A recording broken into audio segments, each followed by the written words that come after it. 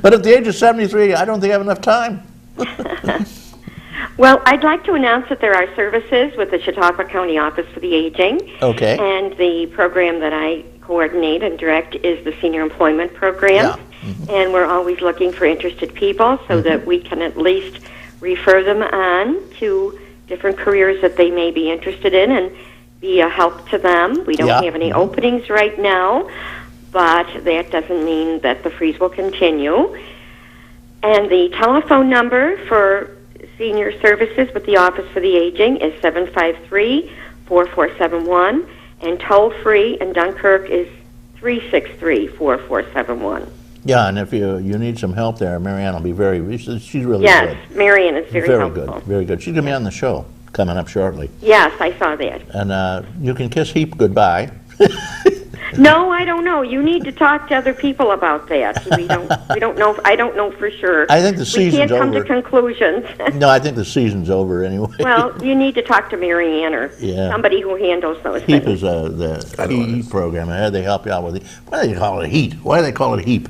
Ain't a heap of money there. Heating assistance program. Heating assistance program. Right. Well, the Congress cut it back sharply this year, and it's going to get cut back sharply next year because the Congress doesn't care about it. They have plenty of money. They don't have to worry about a little extra gas or oil or something, but they want to make sure they have some way of catching your money. That's one of the little ways they're going to beat it.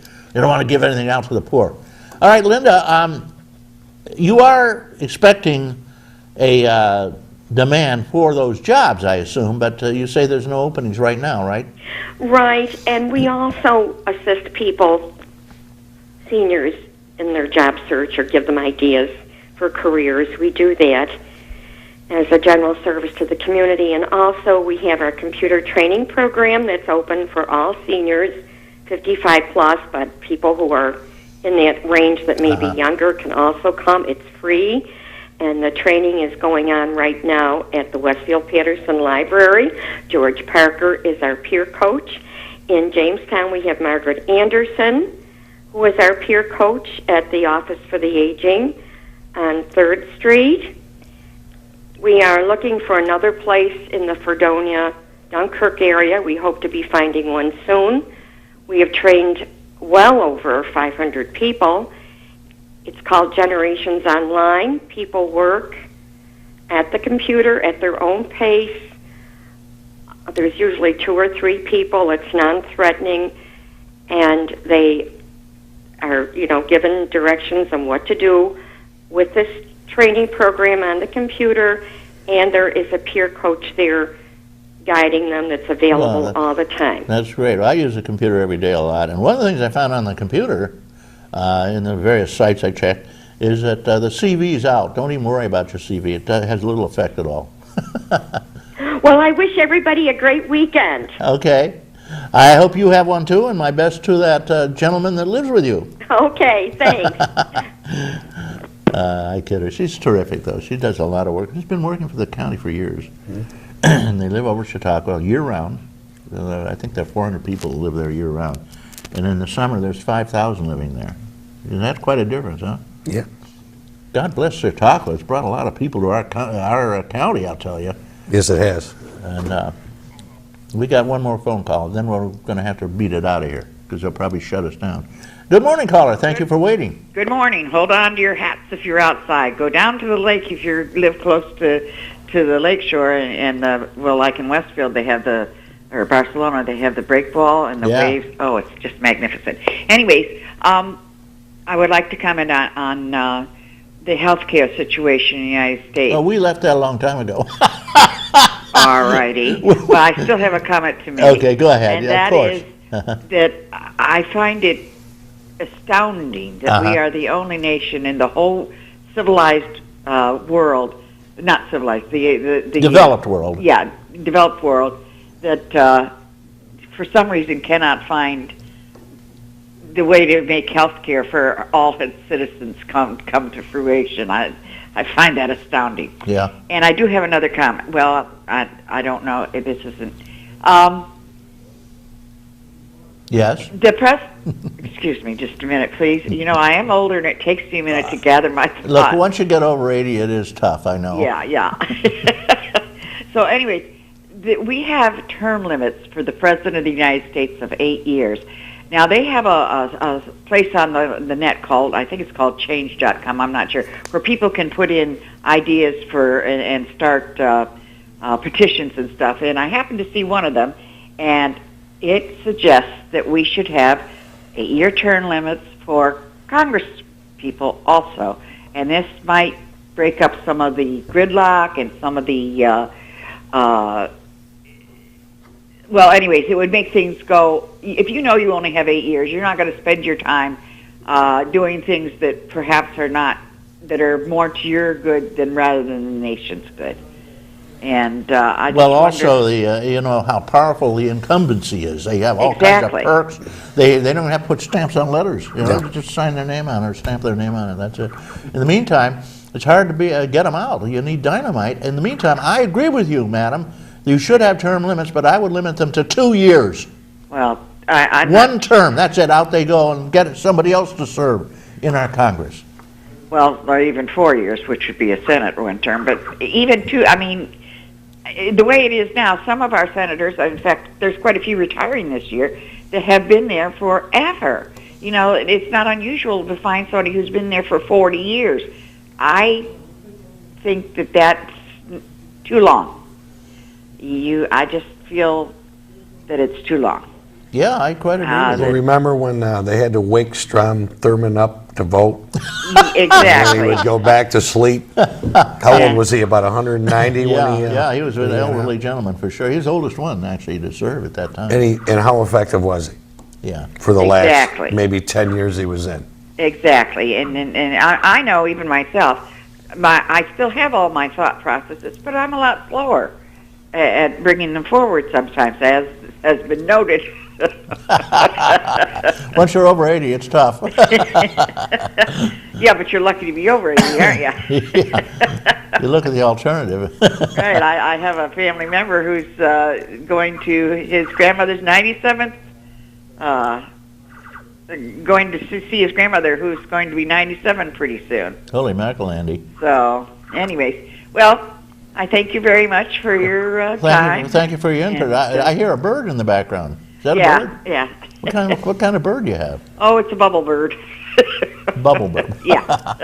I remember those things that used to go up and down on the side of your glass. I haven't seen Oh, those. yeah, I remember them too. I haven't seen those for years. And their heads would dip down. Yep, they come down and then they pop Yeah. back up and they go on forever. Apparently, just the water Yeah. was enough to yeah. keep them cranking. Oh, my, aren't we showing our age? Are we showing our age? You remember those? I don't remember those, so, you're not quite as old, huh? And I think I'm happy not to remember those. Okay, thank you very much. Okay, thank you, caller.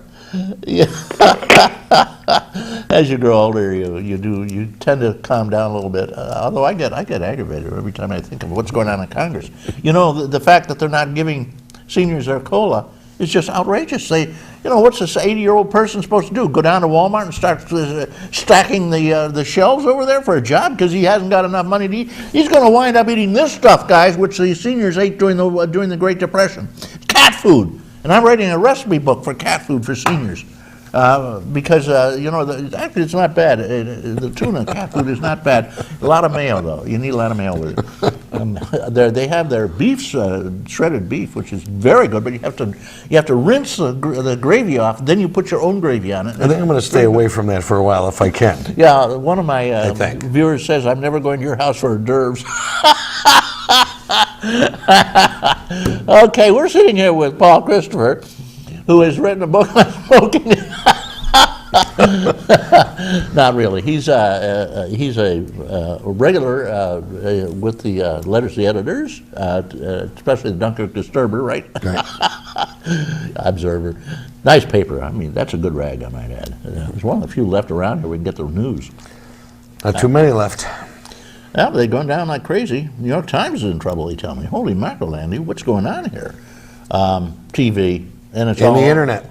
And the internet, right. The internet's killing newspapers. Right, and the internet tells me that we should have a new amendment to the Constitution which would prohibit Congress from passing any law that doesn't affect them They don't have to worry about health care. Absolutely. Or they don't have to Absolutely. worry about Social Security. They have their own little program, which is gold. Absolutely. It's Well, gold. Walter Reed Hospital, that's where all the congressmen go.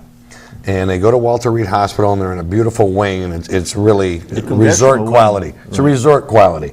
Go talk to a veteran who's been to Walter Reed. There was a scandal a few years back when veterans were in some buildings that were actually condemned. Yeah, I saw that. Right on the same grounds. In Walter Reed, yeah. On the At same Walter grounds. Reed, but they have their own and they were section, receiving horrible treatment while the congressmen are, doing laps on their exercise equipment and whatever. Right. But there's a perfect example. It's the same hospital, for God's sakes, and the congressmen are still getting better than the people it was intended for. And they don't have to pay for it. No, They and say, it's oh, free. yeah, so we It's pay. free. No, they don't pay that way. And somebody said the veterans care is free too, but if you've been shot, then I would question whether that's free. Well, There's a cost there. Yeah. There's a cost there. Especially if you get your head shot. A lot of our boys are coming home with brain injuries, which are basically untreatable over the long run. Yeah, There's just yeah. very little they can do.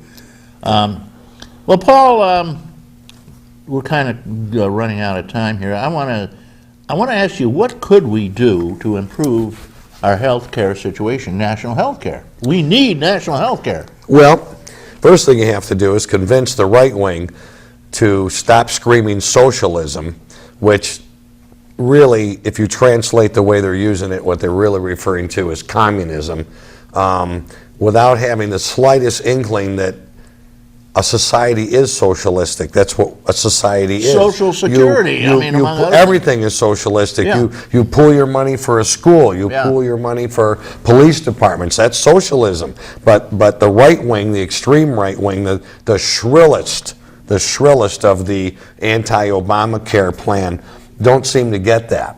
And we have to get those people online first, and I don't know if you ever will, because they're obsessed with partisan politics. I mean, Obama's And money. the Antichrist, for Money. God's sakes. Well, I'm talking people at our level. I mean, I hear people who are not rich that are totally against any kind of national health care plan. I don't understand it, other than to say that they don't understand it. Right. Well, Obamacare. We need to educate. We need to educate voters. Yeah, they created this boogeyman, the Obamacare, which means Exactly. which said you Exactly. can't drop somebody just because they get sick. I mean, what's wrong with that? Exactly. It's a great thing. If somebody's sick, you got to take them anyway. And give them a little care under the insurance program. The only problems with Obamacare was that the Republicans did not support anything. They didn't come up with one counter proposal. They didn't do anything to contribute. All they did was try to block it. So only a small portion of the legislature was involved in creating it. And to get it through, they had to make all kinds of deals with people to get even the little limited plan they have through. Which they're threatening to kill, I might add, if they get over. Exactly. So they had to cut deals that really weakened what could have been a much better plan. Yeah. Well, they certainly didn't have the option, which would No. mean that you could go to Medicare or Medicaid as your primary insurer if you wanted to. And I'm not advocating, just to make this clear, Democrat, Republican. In this instance, it was the Republicans that fought it and the Democrats that tried to pass it. That doesn't mean the Democrats are always right and the Republicans are always wrong. I think for but the- in this particular instance, Well- the Republican Party's on the wrong side of health care. Paul, I'm a cranky old man, and I believe they're both in cahoots. An old term, upstate New York. As I said, they They're have in coffee. cahoots. They have coffee together. Yeah, they have. They have their coffee together in the morning. Okay, well, it's been nice having a chat with you. Will you come back as soon as they change the health care law? Sure, I'll be. Paul, I wanted to say it's good of you to give up your Saturday morning to take care of everybody. No, thank you for asking. And if somebody wanted to call you and ask you about some of these thoughts on health care, which as often we do digress, Paul Christopher, what's your phone number if you want to give it out? I usually get my contacts through the Observer. People To will, the Disturber. People Okay, will. People. Call the Disturber, tell them you want to talk to Paul Christopher. Email's good. If you email the Observer, then it runs through. Yeah, I pretty do well. that all the time. As a matter of fact, I read the I have a lot of responses from through email. I read the letters the editor off, and They're not all love letters either. oh no, well we did one last week with Steve, what's his name, who did a wonderful show on marijuana and why they're Steve Kirshner, why they have basically gone against the whole United States by passing these marijuana laws and spending all our time and money Exactly. grabbing kids. Or 80% of the college kids are now lawbreakers, and a lot of the high school kids are lawbreakers, so what are they going to pay attention to law? Okay, I just got a